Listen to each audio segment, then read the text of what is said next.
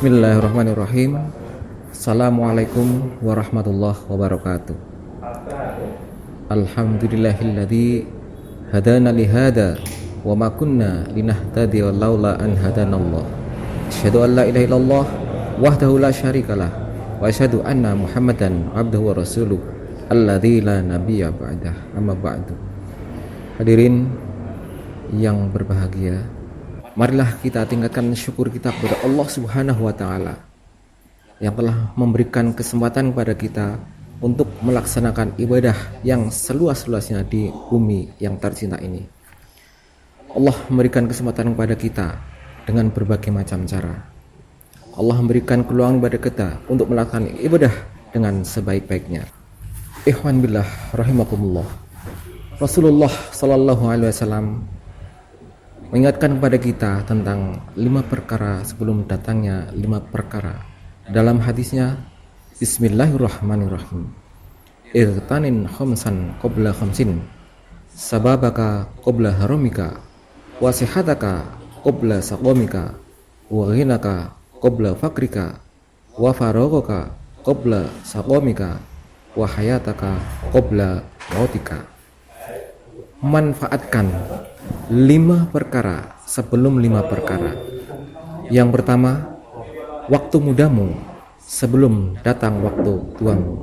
Yang kedua, waktu sehatmu sebelum datang waktu sakitmu. Yang ketiga, masa kayamu sebelum datang masa kefakiranmu. Yang keempat, masa luangmu sebelum datang masa sibukmu. Lalu yang kelima, masa hidupmu sebelum datang kematianmu. Hadis riwayat Bukhari Muslim. Hadis Nabi tentang ini memiliki maksud supaya kita mempergunakan waktu dan kesempatan dengan sebaik-baiknya sebelum hilangnya kesempatan tersebut pada diri kita. Adapun 5 perkara tersebut adalah sebagai berikut. Yang pertama, masa mudamu engkau sebelum datang masa tuamu. Yang pertama, masa muda engkau sebelum datang hari tua. Masa muda hendaklah dipergunakan sebaik-baiknya untuk mencapai kebaikan, kesuksesan, dan keberhasilan, karena masa muda adalah masa yang mempunyai ambisi, keinginan, dan cita-cita yang kita raih. Bukan berarti masa tua menghalangi kita untuk tetap berusaha mencapai keinginan kita, tetapi justru tentulah usaha masa tua akan berbeda dengan halnya usaha saat kita masih muda. Maka masa muda hendaklah diisi dengan berbagai kegiatan yang bermanfaat sehingga tidak menyesal di kemudian hari. Lalu yang kedua, masa sehatmu engkau sebelum dilanda masa sakitmu. Hal ini juga anjuran agar kita senantiasa waspada pada segala kemungkinan yang sifatnya di luar prediksi manusia, seperti halnya sakit. Sakit di sini bukan sebatas sakit jasmani, tetapi juga sakit rohani di dalam diri manusia. Maka ketika kita sehat jasmani rohani, hendaknya kita senantiasa mempergunakannya untuk hal-hal yang bermanfaat tanpa mengulur-ulur waktu. Masa kaya engkau sebelum masa miskinmu. Ini yang ketiga. Tidak terlalu jauh berbeda dari penjelasan di atas. Ketika kekayaan ada pada kita, baik itu berupa materi ataupun lainnya, maka hendaknya kita manfaatkan sebaik-baiknya, jangan menghambur-hamburkannya.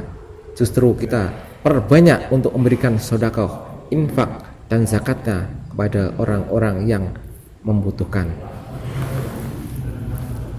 Kemudian masa luang engkau sebelum datangnya waktu sibuk. Di sini kita dianjurkan untuk menghargai waktu agar bisa diisi dengan hal-hal yang bermanfaat baik untuk diri sendiri maupun bermanfaat untuk orang lain. Misalnya menengok saudara-saudara kita, ada kesempatan sebelum kesibukan, menghampiri kita sehingga kita sempat lagi untuk sekedar mengunjungi ke kerabat. Misalnya menengok saudara kita ketika ada kesempatan dan sebelum kesibukan menghampiri kita, hingga tidak sempat lagi untuk sekedar mengunjungi kerabat kita. Lalu masa hidupmu sebelum datang saat kematianmu, yang terakhir ini merupakan cakupan dari 4 di atas. Ketika kita diberi kehidupan, maka hidup yang diberikan kepada kita itu sebenarnya merupakan kesempatan yang tiada duanya, karena kesempatan hidup tidak akan datang untuk kedua kalinya. Kehidupan harus dijalani sesuai dengan kemaslahatan. 5 tersebut merupakan inti misi dan visi hidup manusia, karena kunci kesuksesan itu terletak pada bagaimana kita mempergunakan kesempatan dengan sebaik-baiknya. Mempergunakan kesempatan adalah bentuk pasrah pada upaya dan usaha, bukan pada hasil. Prinsip pasrah pada upaya dan usaha akan membentuk jiwa yang teguh, tegar, kuat, dan tidak mudah putus asa. Bila suatu saat upaya kita belum menghasilkan target yang kita harapkan, maka kita tidak lantas putus asa, karena kewajiban kita adalah berupaya, dan berupaya. Manjada wajada, barang siapa yang bersungguh-sungguh, dia akan mendapatkannya. Demikian uraian singkat yang kami sampaikan pada kesempatan ini. Semoga bermanfaat untuk meningkatkan iman dan takwa kita kepada Allah Subhanahu wa ta'ala. Billahi wisabilil haq. Assalamualaikum warahmatullahi wabarakatuh.